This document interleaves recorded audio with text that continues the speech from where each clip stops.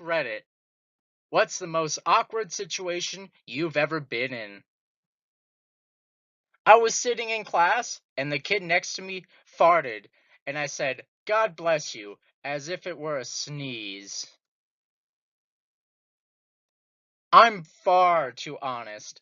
My mom asked what bukkake was, and I told her. When I was a kid, I hugged a random dude because I thought it was my dad. Even better, how this dude's son was standing next to him. You established yourself as his new son, asserting dominance early on. I'm you, but stronger.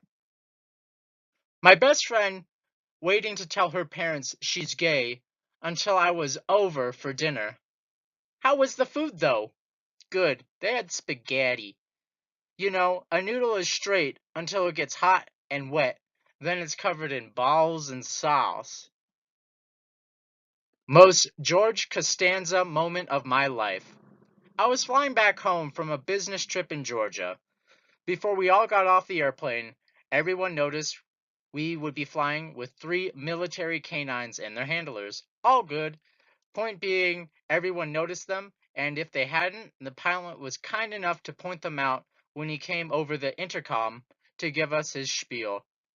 A round of applause for our service members and the brave working dogs was given. Hours later in the flight crew turned off the lights.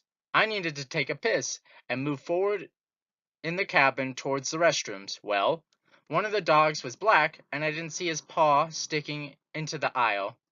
Cue the dog yelping and crying. Have you had 150 people hate you at once before?